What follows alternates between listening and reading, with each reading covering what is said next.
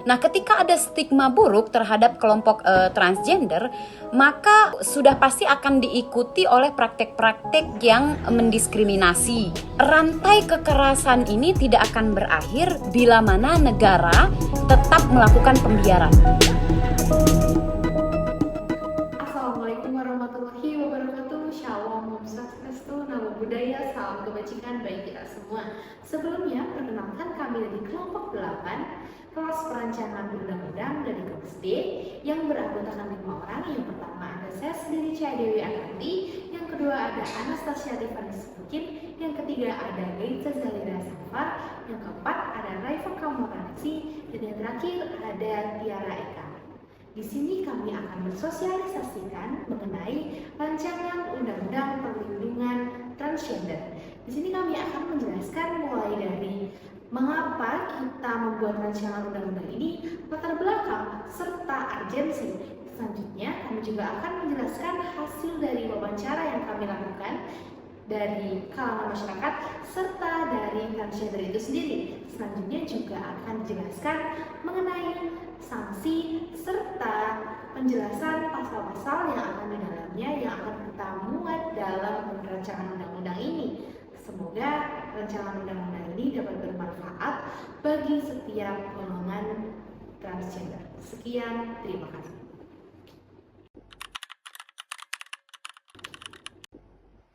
Perkenalkan, saya Cia Dewi Akanti dengan 13-12-30-067. Di sini saya akan menjelaskan mengenai alasan, latar belakang, serta urgensi dari rancangan undang-undang perlindungan transgender. Yang pertama, dari data yang kita dapat dari World Visualis, populasi transgender di Indonesia justru menempati angka 11 terbesar di dunia dengan jumlah 43.000 jiwa. Dan transgender memiliki stigma negatif di kalangan masyarakat karena seperti yang kita ketahui bahwasannya mayoritas penduduk Indonesia religius dan tertanam norma budaya yang konservatif, yang dimana mengajarkan konsep bahwasannya transgender itu berbeda dengan jenis kelamin dari lahirnya, sehingga hal ini dianggap bertentangan dengan norma keagamaan. Akan tetapi, transgender tetaplah manusia yang memiliki hak yang sama dimanapun, mulai dari bidang pendidikan, pekerjaan, dan kesehatan. Hal ini telah diatur dalam Undang-Undang Dasar Negara Republik Indonesia tahun 1945 pada pasal 28 mengenai persamaan hak untuk seluruh rakyat Indonesia. Di sini kami melihat beberapa kasus di mana transgender mengalami diskriminasi, bahkan hingga kekerasan yang berdasarkan oleh ujaran kebencian terhadap transgender, khususnya transpuan yang mengalami pelecehan baik secara verbal, non-verbal, ataupun melalui seksual. Nah, nanti itu akan juga dijelaskan oleh rekan saya bagaimana dia mewawancarai pihak transgender yang memang mengalami diskriminasi di kalangan masyarakat secara nyata di bidang pendidikan, pekerjaan, dan bidang lain-lain. Nah, saat ini di Indonesia belum ada undang-undang khusus yang mengatur secara komprehensif lalu melindungi hak-hak transgender itu sendiri. Maka hal ini disebabkan mereka rentan terhadap diskriminasi dalam berbagai aspek kehidupan. Komunitas transgender sendiri sering menjadi korban diskriminasi yang seperti saya jelaskan tadi, kekerasan verbal, fisik, dan bahkan hingga psikologis. Diskriminasi ini dapat terjadi di lingkungan keluarga, tempat kerja, lembaga pendidikan, dan ruang publik. Kekerasan berbasis gender terhadap transgender seringkali tidak dilaporkan atau ditangani secara serius karena stigma masyarakat yang negatif terhadap transgender. Maka di sini diperlukannya adanya kebutuhan hukum dan penegakan hukum. Pengakuan identitas gender secara hukum sangatlah penting bagi transgender untuk dapat hidup dengan aman dan bermartabat. Pengakuan ini akan memberikan kepastian hukum dan melindungi mereka dari diskriminasi hingga kekerasan maupun dari kekerasan fisik maupun non-fisik. Dengan demikian, rancangan Undang-Undang Perlindungan Hak Transgender sangat mendesak untuk mewujudkan kesetaraan, keadilan, dan perlindungan hak asasi manusia bagi komunitas transgender di Indonesia. Sekian dari saya, terima kasih.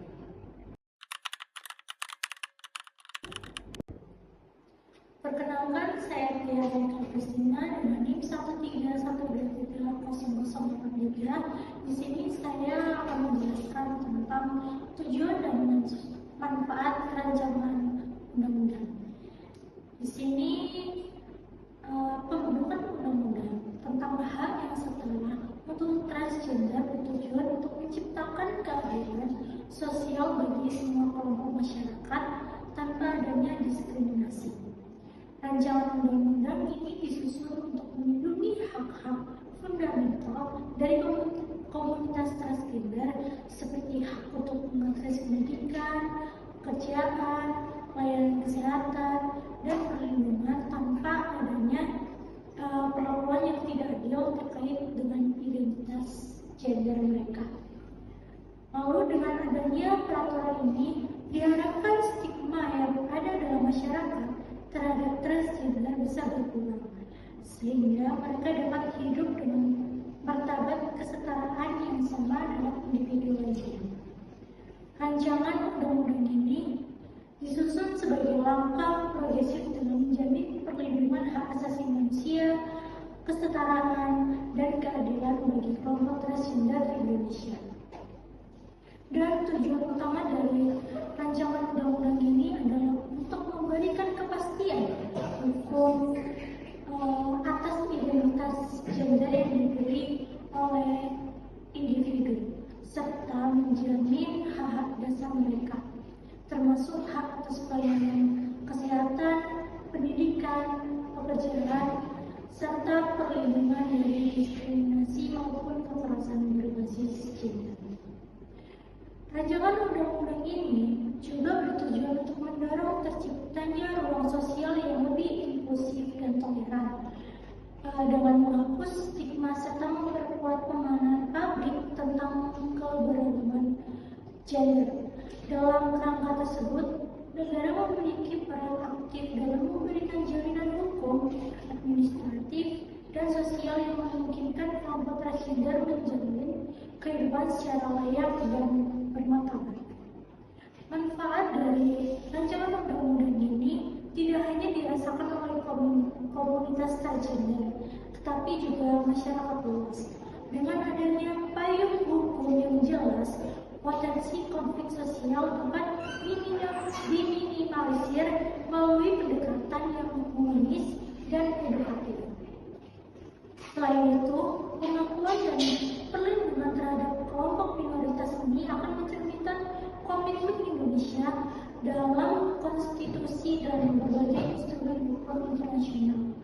Secara ekonomi, rancangan undang-undang ini juga dapat membuka peluang partisipasi yang lebih luas bagi transgender dalam dunia kerja dan kewirausahaan, sehingga meningkatkan produktivitas dan mengurangi angka pengangguran serta kemiskinan yang struktural.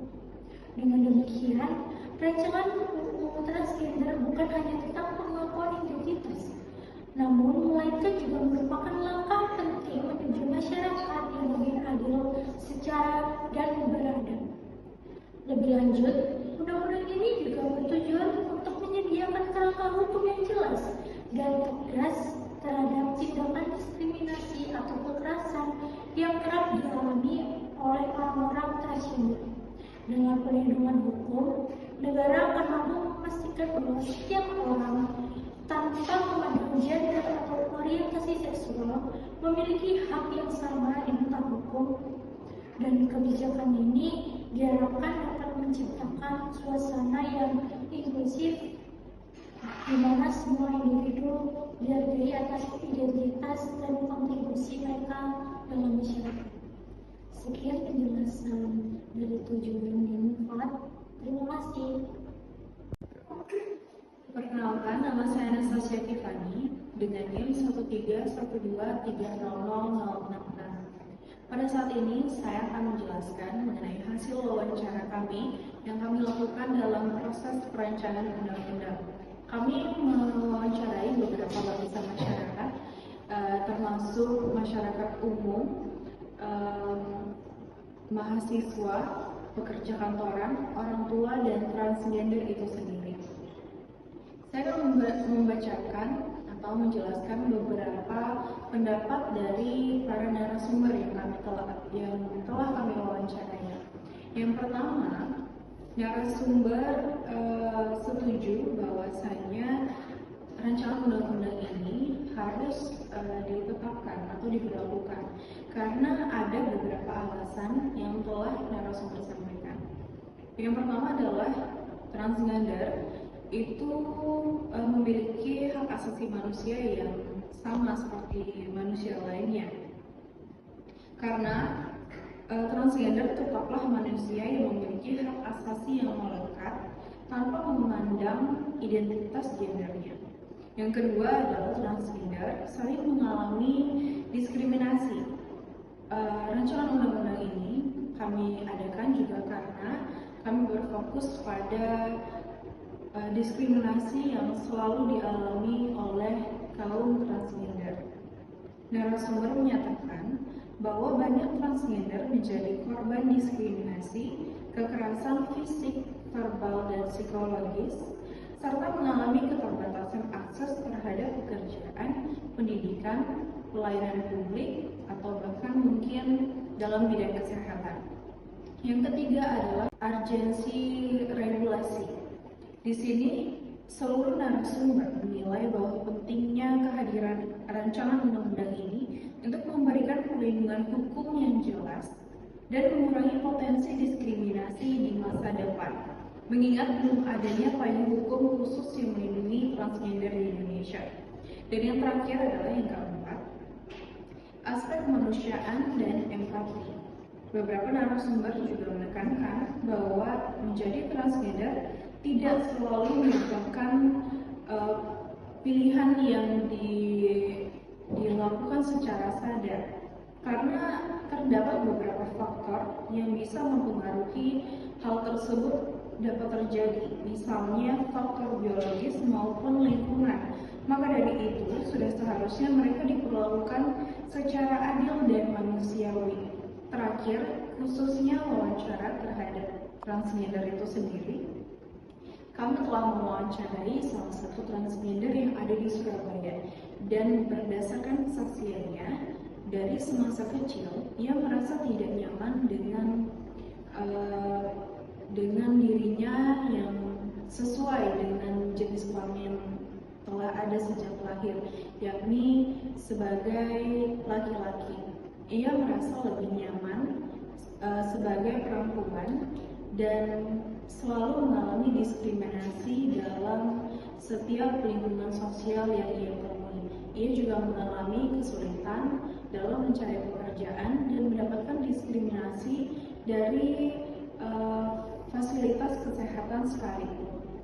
Maka dari itu, kami dapat menyimpulkan bahwasannya rancangan undang-undang ini mendapatkan dukungan yang penuh dari para narasumber karena dianggap sebagai langkah penting untuk menjamin keadilan, kesetaraan, dan perlindungan bagi kelompok transgender dalam kehidupan bermasyarakat dan bernegara.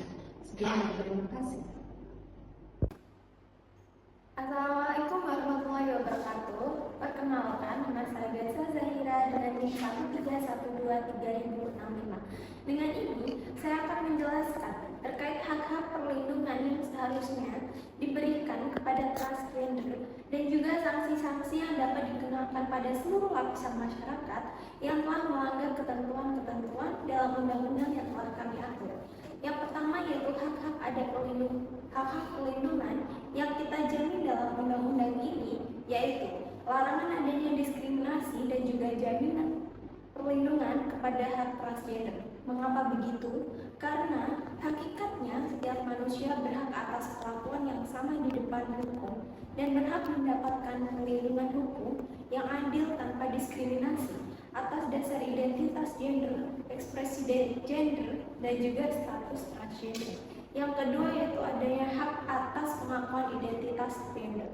Dalam hal ini, transgender berhak atas pengakuan identitas gendernya secara hukum, termasuk hak untuk mengubah nama dan status gender pada dokumen administrasi negara sesuai dengan identitas gender yang diakui secara pribadi, sehingga negara wajib menyediakan mekanisme administrasi yang sederhana, cepat, dan juga tidak diskriminatif untuk pengakuan dan perubahan identitas gender dalam dokumen resmi.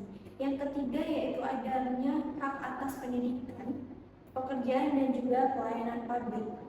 Setiap transgender berhak untuk memperoleh pendidikan tanpa diskriminatif dan perlakuan yang merendahkan martabat kemanusiaan. Setiap transgender juga berhak mendapatkan kesempatan yang setara dalam memperoleh pekerjaan dan mendapatkan perlindungan di tempat kerja tersebut. Setiap transgender berhak untuk mendapatkan akses yang setara terhadap pelayanan publik, termasuk pelayanan kesehatan, perumahan, biaya sosial, dan fasilitas hukum lainnya, tentu dengan tanpa adanya diskriminatif. Serta hal lain yang kami atur dalam undang-undang ini, yaitu terkait dengan sanksi yang dapat dikenakan pada seluruh lapisan masyarakat, termasuk pejabat negara, apabila melanggar ketentuan-ketentuan yang telah kami tetapkan dalam undang-undang ini. Yang pertama yaitu ada sanksi administratif. Dalam undang-undang ini kami menyebutkan bahwa setiap pejabat, penyelenggara layanan publik ataupun pihak lain yang terbukti melakukan pelanggaran administratif dalam ketentuan undang-undang ini dapat dikenakan 1. Peringatan tertulis, pembekuan sementara izin operasional atau penghentian layanan tertentu. Selanjutnya ada denda administratif sesuai dengan jenis dan tingkat pelanggaran, kewajiban mengikuti pelatihan dan edukasi tentang perlindungan hak transgender, pencabutan akses terhadap fasilitas negara intensif atau penghargaan yang diberikan sebelumnya, dan juga yang terakhir ada kewajiban menyediakan mekanisme perbaikan dan pemulihan berbasis korban. Selanjutnya, penyelenggara layanan private yang memberikan pelayanan publik dan terbukti melakukan diskriminasi terhadap transgender dapat dikenakan sanksi. Yang pertama yaitu pembatasan partisipasi dalam program kemitraan pemerintah. Yang kedua yaitu ada keharusan merevisi kebijakan internal agar sesuai dengan prinsip non-diskriminasi dan kesetaraan hak. Pengawasan intensif oleh lembaga berwenang dengan jangka waktu tertentu. Selain sanksi administratif yang kami tetapkan dalam undang-undang ini, kami juga menetapkan sanksi pidana yang dimana apabila setiap orang dengan sengaja melakukan diskriminasi sistematis terhadap transgender mengakibatkan kerugian fisik maupun psikologis atau sosial, dipidana dengan pidana penjara paling lama 6 bulan dengan denda paling banyak 50 juta.